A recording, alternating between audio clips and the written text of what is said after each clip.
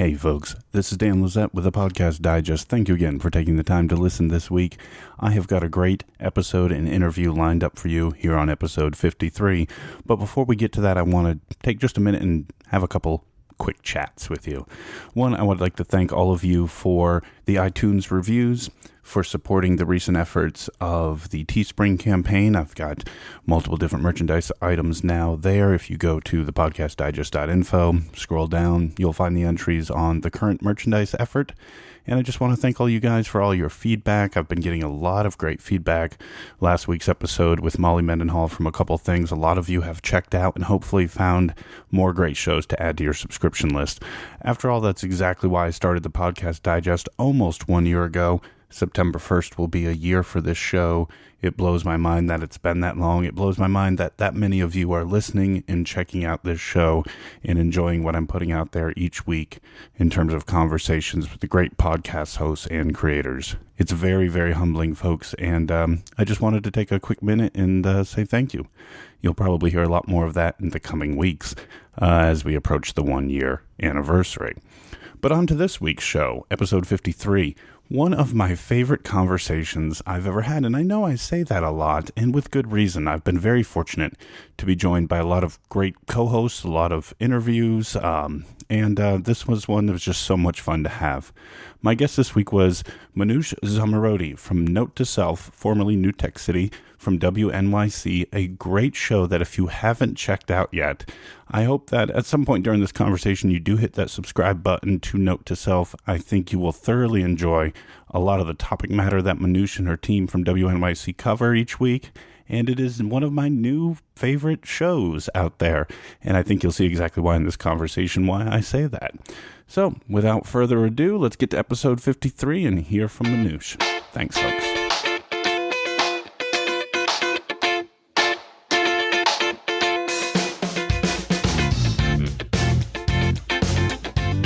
And folks, as I mentioned up front, my guest this week, Manoush Zomorodi from WNYC and Note to Self has joined me on the Podcast Digest. Manoush, thank you very much for taking the time today.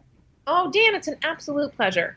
Well, it's a pleasure to have you. I've been, I'll admit, a recent arrival as a listener to Note to Self. I found it, I don't know, maybe 4 to 6 weeks ago. And since then, I have been on a binge listening feast, pretty much starting from the most recent going back, and have thoroughly enjoyed what you guys are producing there. And so I'm really happy to tell the audience about Note to Self. But before we do that, I'd like folks to get to know you a little bit more. For anyone that's not familiar with you or your work, can you tell them a little bit about your background? Yeah, so as you mentioned, I host a podcast for WNYC called Note to Self. But before that, I was a reporter for the BBC and for Reuters, based all over the world. Then I took a little time and I wrote a guidebook for nonprofits and companies on how they can use video to do their own journalism. You know, this was like 10 years ago, back when people were starting to realize they didn't need journalists to get their message out. And I did some consulting with nonprofits, setting up their newsrooms.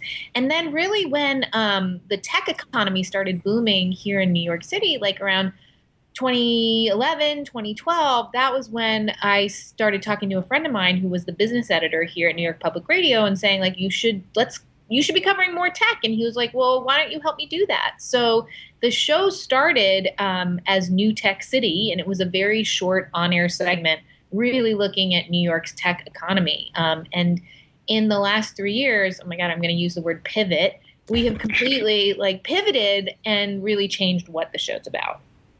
And now it's called Note to Self. And and you guys had a big solicitation for new name suggestions, and we'll talk about that in just a minute.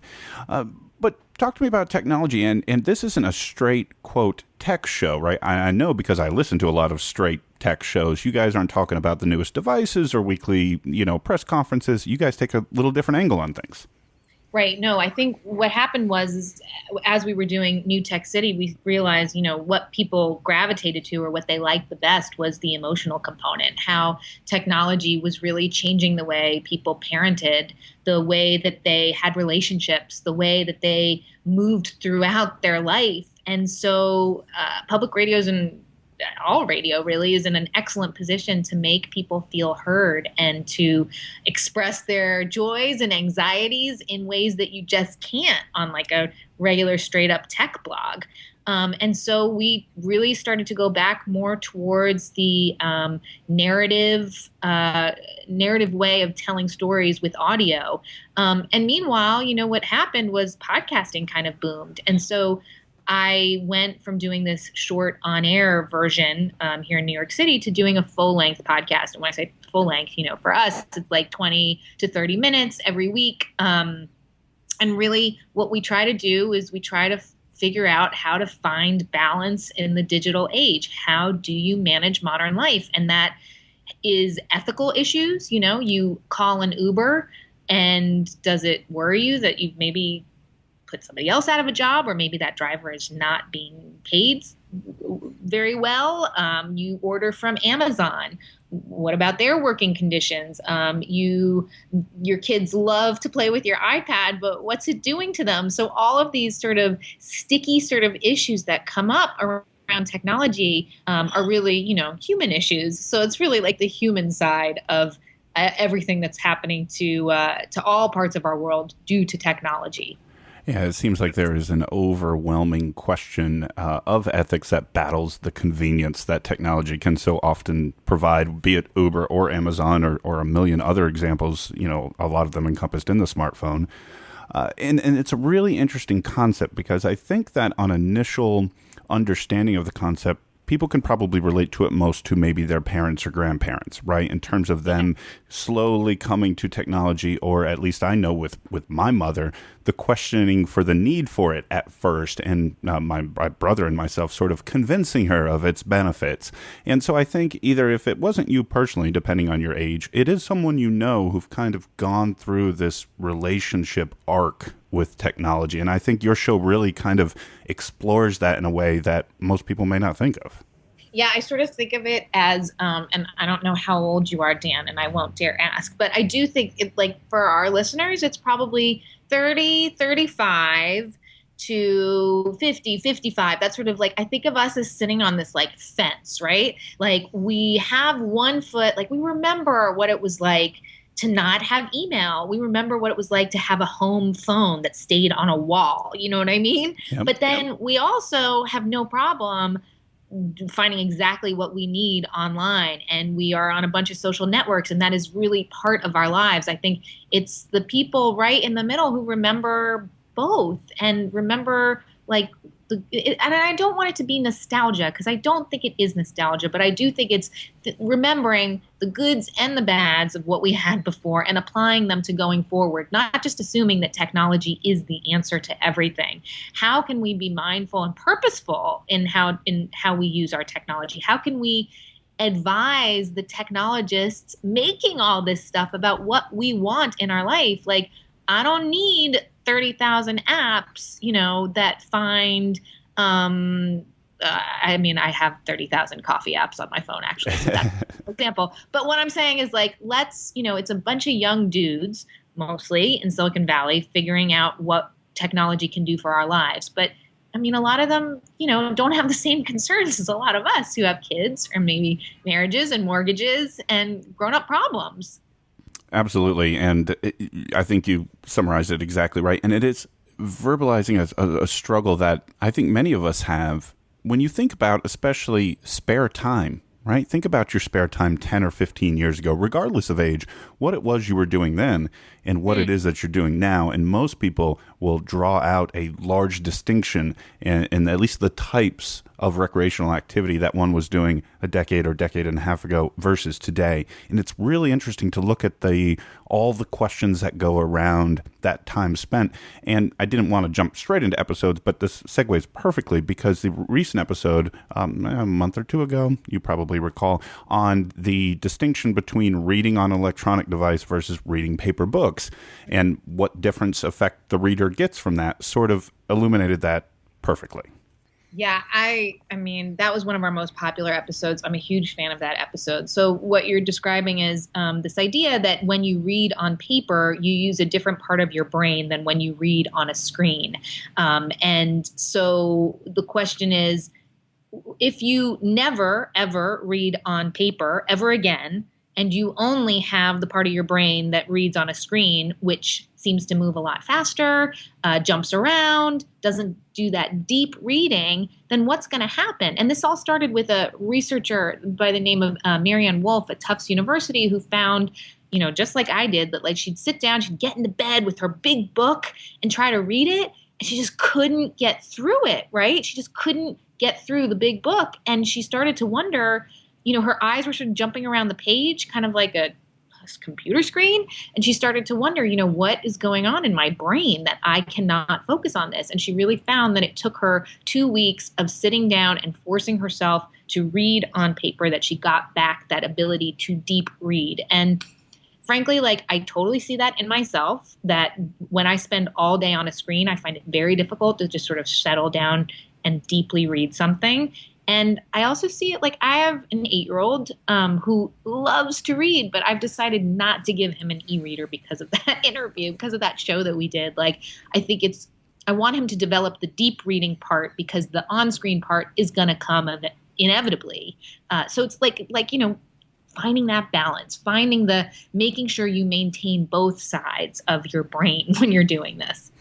And I would be remiss at this point if I did not mention this. And I just want to do it because it was only about a month ago, back on July 19th, I released an episode with what I think is, and I'm sure he would be okay with me saying this, your little brother podcast. It is Rob McGinley Myers from Anxious Machine. He kind of plays in a very similar vein to what Note to Self does in terms of the relationships between humans and technology. And he also recently had an episode on e-reading versus regular reading. And I just wanted to highlight that for... I can listen to that. You would really enjoy it if that topic matter. He had a guest, and the name escapes me, Rob, I'm sorry. But he read War and Peace on his phone and talked about what that experience was like versus reading it in paper form. I got to go listen to that. Yeah, it's. I think it's his most recent or the second back. But Anxious Machine is a. I would love to see you two get together on something in the sense because you guys are really both playing in a very similar arena, and I'm huge fans of both of you. So not to derail us a bit, but I think folks listening to this will realize at least my sort of fandom line continues because I am such a big technology fan and I find this stuff really interesting. Building a subgenre. I think so. It's so let's talk about that. We talked about that particular episode, and there's several episodes I could go down the rabbit hole with you, Manoush, but I want to talk about sort of topic selection week in, week out. How are you guys generating these ideas, these topic matters for each new episode?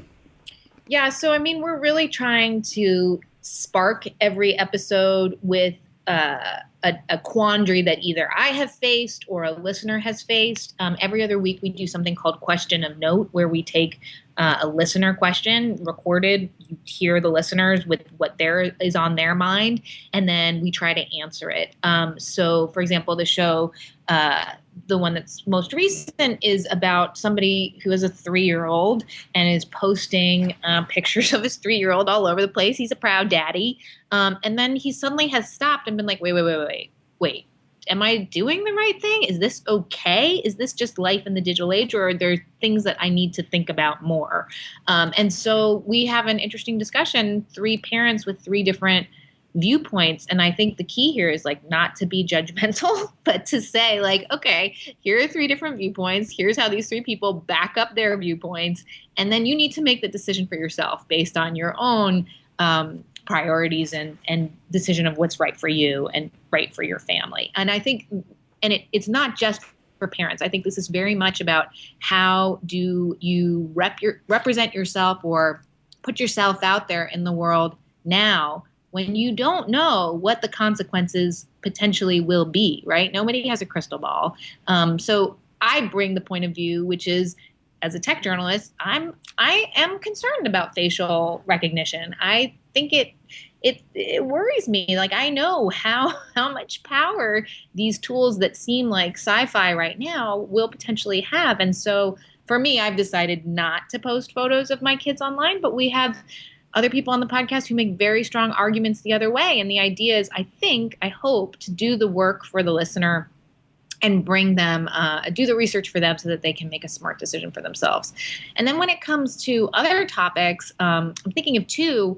One, we did a joint episode with Radiolab that came out in June, which was called Eyes in the Sky, which looked at a new surveillance technology, which brought up a whole ton of issues about privacy and race and middle America, towns that have been left behind.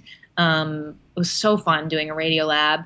And then another thing that we did that really started for me thinking I was alone in this and then realizing, no, there were thousands of people who felt like this, was a project we did called Bored and Brilliant. I realized I hadn't been bored in a really, really, really long time, because anytime I was bored, I looked at my phone and I wanted to know what the repercussions were for that. Turns out there are lots of repercussions for that. So we did an interactive week-long of challenges to get people to rethink their relationship with their phone in an attempt to jumpstart their creativity, to get bored, activate this part of the brain that works really hard when you're bored and comes up with your most original ideas. It was a little like weird and meta, but we had tens of thousands of people sign up to do it with us. So it was really fun. I saw that, and that looked super interesting. It was after or before I arrived to Note to Self, but it definitely looked like a wonderfully involving experiment in terms of participation. Yeah, it was cool. Like we partnered with some apps as well. So we sort of created an interesting feedback loop. You had an app that measured your time on your phone. And then we incorporated people's experiences into the next day's podcast and in a newsletter. So the audience generated data that then drove the podcast. They were as much a part of the story as the people that we interviewed, the quote unquote experts that we had on. That's awesome. That's awesome. I want to go back for a second when you talk about kids and the internet. I'm a parent myself as well, although my kids are getting to the late teen years, so they're getting to the point of sort of managing a lot of this myself. But when I think of other friends, some who are just having kids now, it's so funny. In a lot of the tech shows I've listened to, there are a ton of decisions that you have to make when you have a kid involving technology. I've heard stories about people buying domains with their kids' names, securing Instagram and Facebook and Twitter accounts, and all kinds of things. What have you heard from all these people that you talk to? Is this becoming a common thing? Oh, no doubt. I mean, I think my husband did that when we had our kids. He bought their domain names. Right. I didn't even think of it, but he did. It's putting your stamp on it, because if you don't, somebody else will. Right. I mean, I get where those people are coming from. On the other hand, you know what? I signed up for Hello, that social network that nobody's on anymore. So I still get the emails. Right? All these ghost towns that exist across the web. I mean, I think Facebook seems like it's here to stay, but who knows with the other stuff. To me, honestly, the most important parenting thing that I've discovered, I think, is sleep and blue light. Just how important it is not to look at a screen an hour before bed. I mean, something that seems so simple and so silly and so easy. It's really hard to get the kids off the screen, get myself off of a screen an hour before bed. And in terms of family life, I don't know about you, Dan, but if everybody's well rested, life is just plain old better. So managing all the tools and gadgets and sleep has been our biggest, most important thing, I think, that we've had to think about. Oh, and I've already now automatically determined I'm making my wife listen to this, because we have almost all of those same issues. And you know what? I think that so many families have exactly those same things, be it screen and bedtime or just screen management time, right? What percentage of your day or week is spent with a screen versus spent with your family or spent doing other things? Yeah. And those are all questions that are covered, in all kinds of different forms and fashions, by Note to Self and the work that you guys are doing there. And there's so many different episodes. I'm making notes as we go. I really would love to talk about, let's just do it real quick, because you talked about how a lot of your episodes are either something that you, an issue or question or struggle that you have, or something that's come to you. And one of the recent episodes, I think one of the most recent episodes, so interesting. This testing that you did with online shopping and Etsy and so on and so forth. Give me the behind-the-scenes story. How did this come about, and how did you become central to this experience? Yeah, so there's a producer that I like to work with. Her name is Jackie Snow, and her husband is a UX designer, user experience designer. And we were just sort of talking about how UX works because I didn't quite understand it. And she was like, you know what? I think it would be great to get you into a research lab to see what that's like. So she ended up reaching out to folks at Etsy who bring in, regular old customers, and they put them in a little room with a video camera on them, and they ask them lots of questions. How do you feel about Etsy? What, and then they get them to go shopping, right? And they watch, where does their mouse go? Do they start to feel emotionally? And then they give them another website that they're working on, a prototype, and they see, does it change the way they feel emotionally about the brand, about their shopping experience? So I was one of those people, normal, regular, average Joe, who went in to do some shopping online at Etsy and ended up basically having, I would say, a low-grade panic attack, which I then realized is usually what happens to me when I go online shopping is that I get completely overwhelmed. I remember I came here to buy pants, but actually I need shoes because that doesn't match the shirt that I have. This perpetual cycle that we get ourselves into when we go online, which, frankly is what a lot of what the business is based on, right? Like online retailers and websites are all based on us spending as much time as we possibly can on their websites, and for some of them spending as much money too. So it was interesting to hear what they said. I then got to talk what I got to do that nobody else gets to do, though, is I got to talk to the researchers who were watching me on the other side of the camera in another room. Usually people they go in, they do their online shopping in the little room and they leave. But I got to go and say well, what'd you think about what you saw? And they said, actually, what I did wasn't that unusual. A lot of people get overwhelmed and freaked out. And what they need to solve for is making people relaxed enough to continue shopping, not turning off their computer because they're freaking out and getting overwhelmed, but also, keep clicking, get intrigued by something else, maybe put something else in your cart, So I think at the end of the episode, I sort of concluded that it was very important for me, and maybe for other listeners who feel this way, to have my own goals. The company has a goal that it wants my time and my money. But what is my goal? If it is to buy something and get in and out, then that's what I should do. If it is to go on and relax and surf and look at stuff, then relax and surf and look at stuff. Don't get overwhelmed. So to me, so much of the technology or these tools requires so much more self-reflection and being in touch with what you want instead of letting the tech take you over with its own agenda. And I think that's where the name Note to Self comes in. These reminders that we have to be in charge of our technology instead of the technology controlling us, because boy, has it got the power. That's for sure. And what Manoush is talking about is the episode released on August 5th of this year, 2015. Folks, if you don't do anything, make sure to check out that episode. But you should be subscribing anyways. But thanks, Dan. I think it's called "This Is Your Brain on Online Shopping." Yes, that is the title of the episode, and one of my favorites. It was really interesting to hear you. I don't want to say if struggle is the right word, but go through the process. Yeah, no struggle. I think somebody tweeted at me that I needed Klonopin. That was what I should have gone for.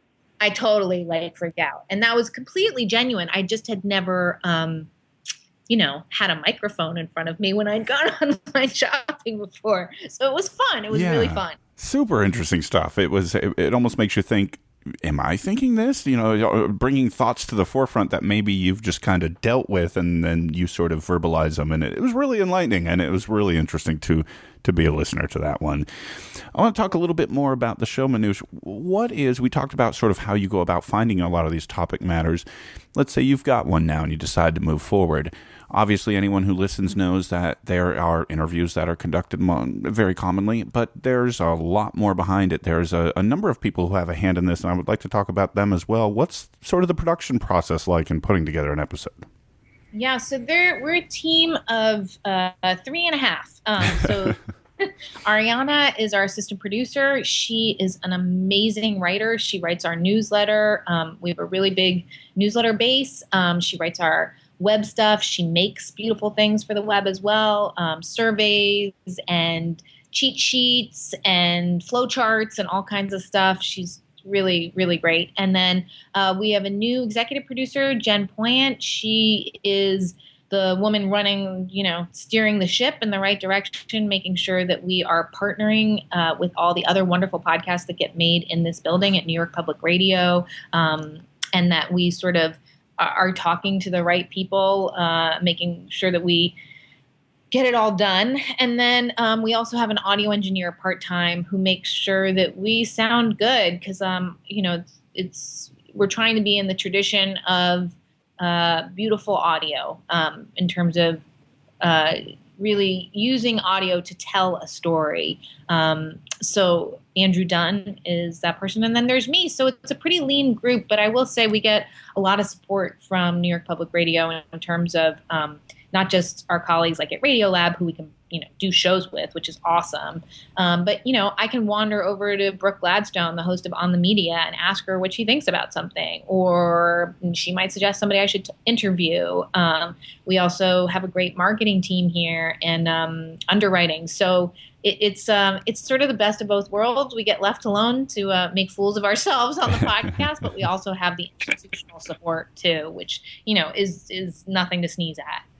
So how far in advance are you guys typically working? And I'm sure this changes, from date to date, but are you guys sort of working 2, 3, 4 weeks in advance of what us as listeners hear, or how does that typically work? We are really trying to be, 2, 3 weeks probably with tape. And then in terms of concepts or ideas, 6 weeks to 2 months. We know we're going to be doing another interactive project next year in February, so we're sort of starting to plan that because those are a really heavy lift. They have so many parts to it. It's not just making a podcast.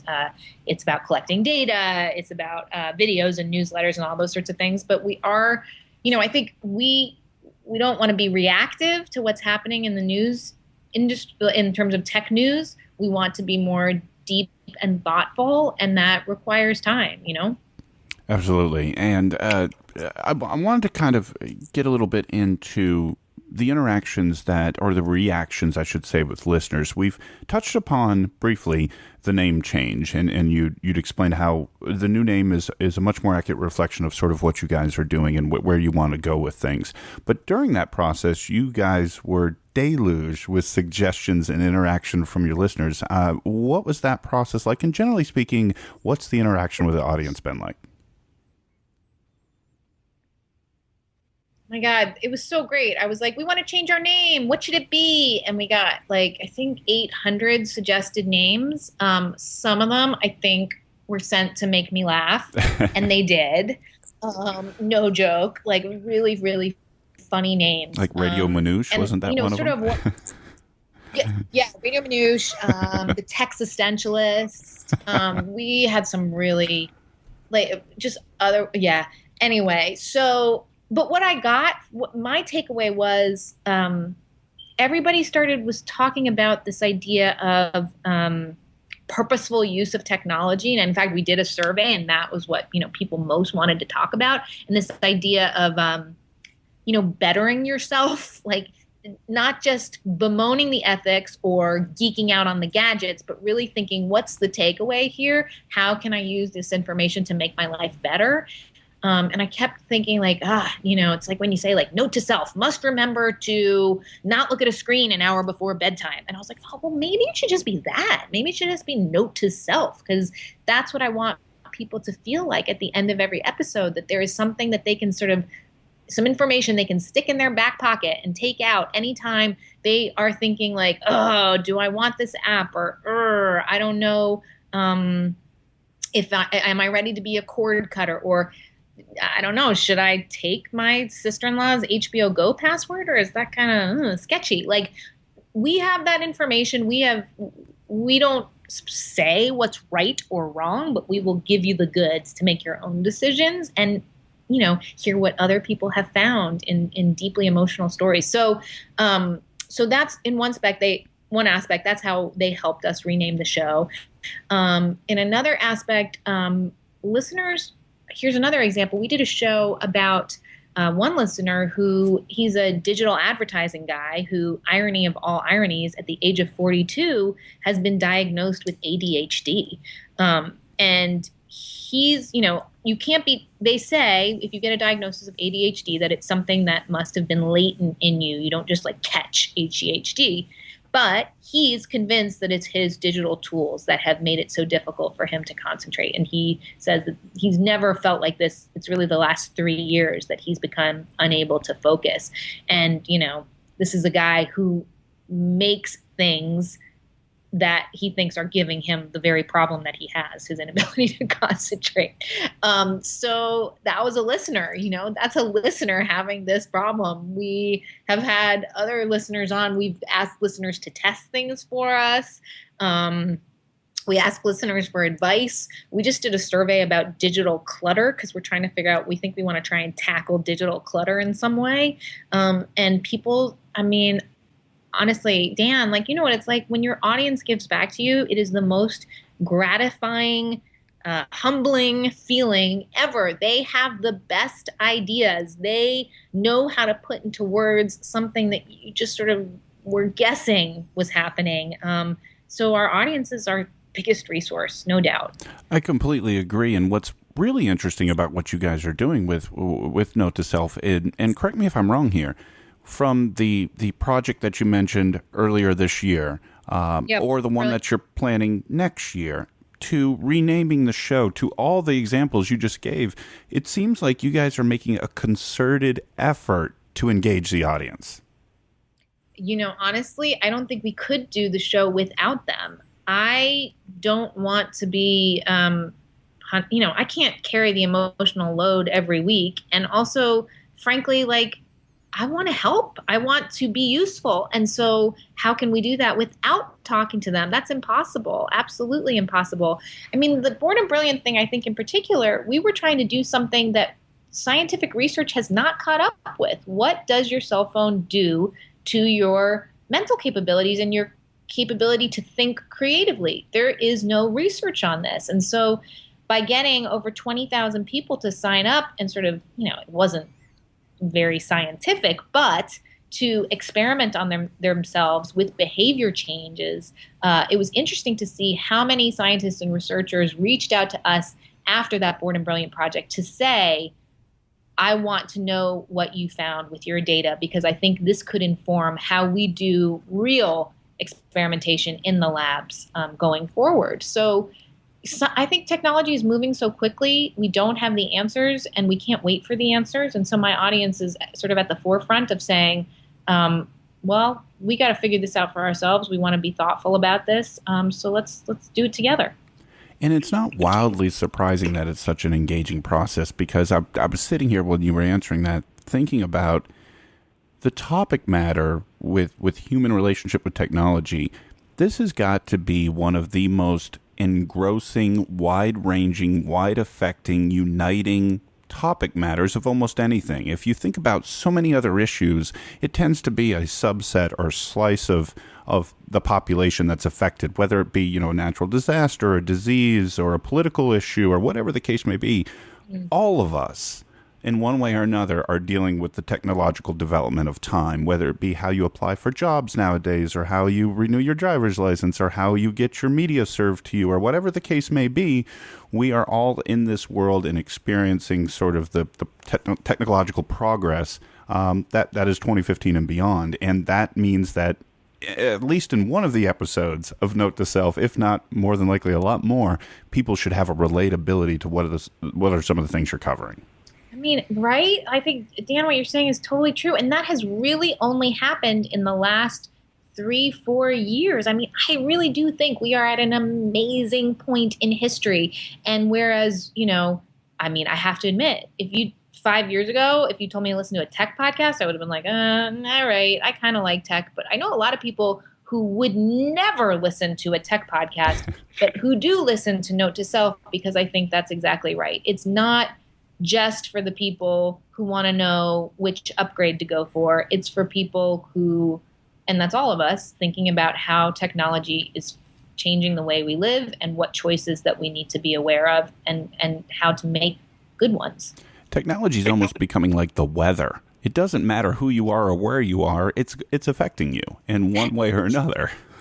Hey, I think that's good. And, I'm just thinking about my colleague, Anna Sale. She's the host of Death, Sex, and Money. Yes. 3 things that happen to everyone mostly. I'm going to say that, actually tech could go in that category too. You are totally right. But it's something that maybe didn't affect everyone before. Right. Yeah. I think so. And I think that's one of the reasons why there is a relatability to the topic matter that you guys are talking. And the other note I made when we were going through sort of some of the individual episodes, you had brought it up a minute ago, highlighting the working together or the co-episode with Radiolab. That is on my list, but I'm staying on the note to self side at this point. The one you guys did on the surveillance and the Stingray, and that was wildly interesting. I never knew about that years before Snowden. And when you talk about importance of some of this technology affecting topic matter, that's one of the biggest, right? Absolutely. You're talking about the fact that we found this guy who uncovered, he was a convicted felon, but he couldn't figure out how did the police catch him. He was so careful. He was completely anonymous in everything he did. He used cards that you could throw away when he went online. He was like, they must have used a tool that we don't know exists. And from his prison cell over 5 years, he managed to do the research and discovered that, yes, indeed, police across the country were using a tool codenamed a Stingray, which is essentially a fake cell tower. So they can drive around a neighborhood and start pinging all the cell phones in the area and then track down a person's location. And we would not have known this if it wasn't for this one random felon who has now become actually a privacy activist. Very interesting. He's reformed. But I think, the question, we're not saying, what I think we're saying in that episode is, whoa, this is crazy that this is the guy who helped us figure this out.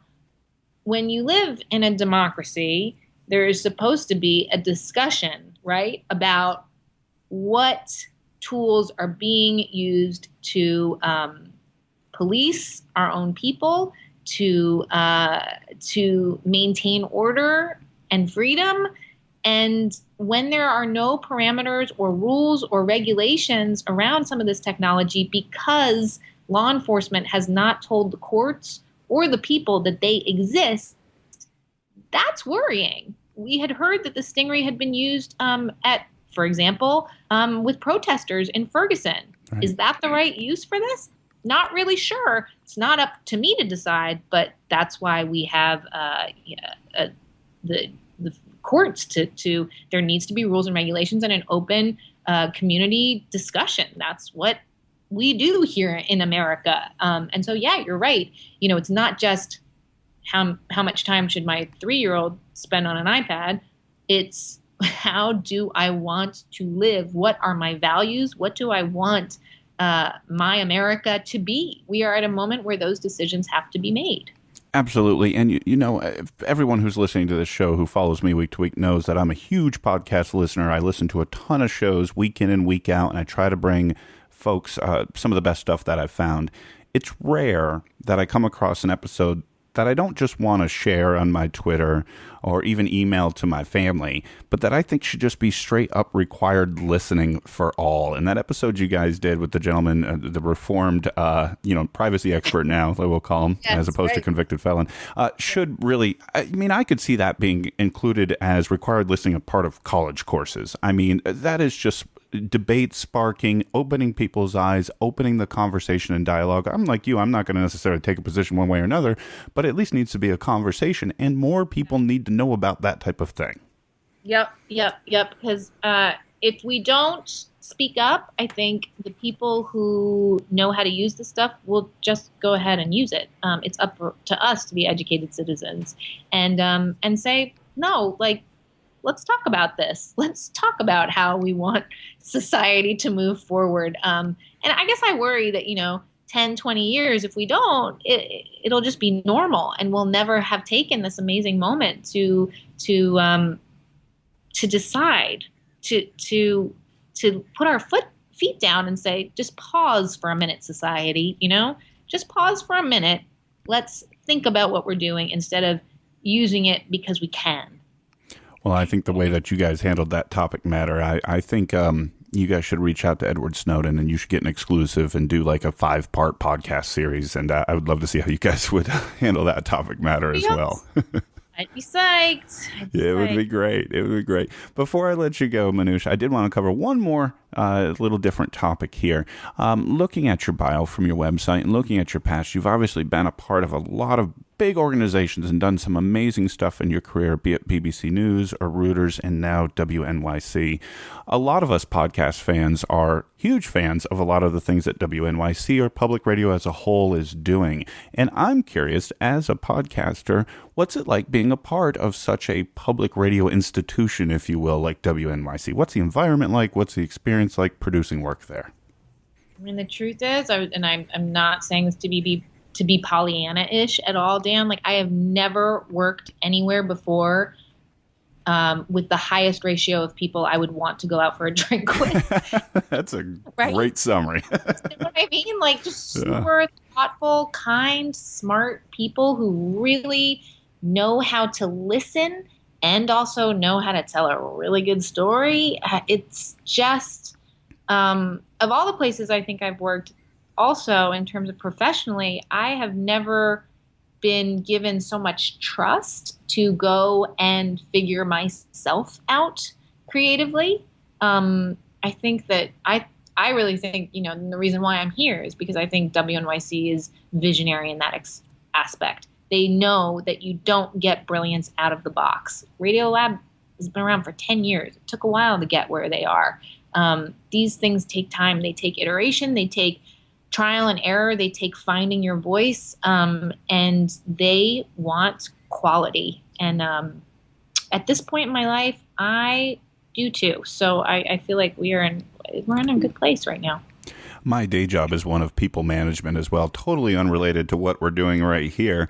But one of the things, and I have a mentor program where I speak with some of the younger employees, newer employees, and one of the things that we talk about a lot is autonomy and empowerment and what that would mean for their current role or future role and how that would greatly increase their job satisfaction. It sounds like at WNYC, those are also big deals. Yeah, no, I think they really are. Having said that, though, I do think you earn that trust. Right. You show that you can meet deadlines and that you can take the initiative before you get the chance to go off. And so I feel like I did my dues, and I worked really hard to get to a place where they said, we see potential. Go prove us right. What an amazing thing to be told, right? Absolutely. Absolutely. That just sounds like a wonderful creative environment for you guys and all the wonderful products that are all coming out of WNYC at this point. I mean, it's really becoming a name that is getting on par with the biggest names in any type of audio production, be it podcasting or radio or whatever the case may be. I know it's a name I'm constantly on the look for when I'm scrolling through charts. And if I see that, it is something it definitely earns, a deeper look than something else that may not carry that banner. And I think that says a lot. Cool. I love that. So I want to wrap up with this. You mentioned another big listener involving project for early part of next year, but anything else you'd like to share in terms of note to self moving on to the future? Not necessarily disclosing, unfinished things, but just any general plans, ideas, anything you guys have on the chalkboard? Yeah, I'm looking forward to figuring out what you just said was how you look for the WNYC brand when you look for quality listening, right? And I'm curious to know how, and this is something I want to explore as somebody who has a background in TV and video and teaching, how do we leverage, well, two things. How do we get more people listening to podcasts?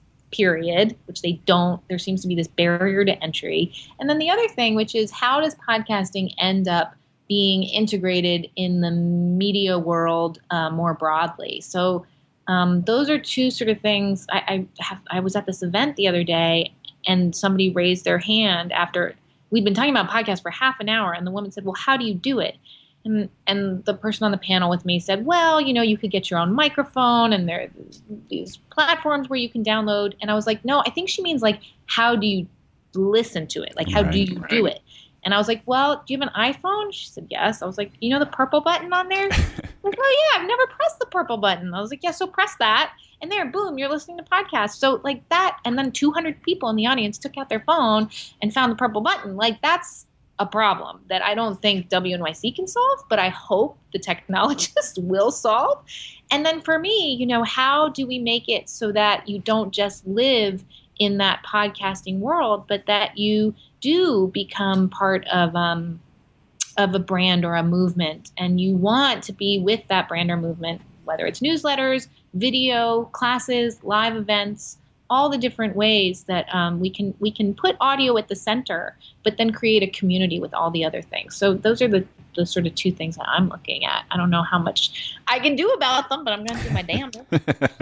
Well, the podcast discovery thing has been something that is often discussed, and it seems like in the last 12 months, 10 months, let's say, since the explosion of Serial, it's been even more a common refrain amongst the podcast pundits, if you will, on how do more ears get to this.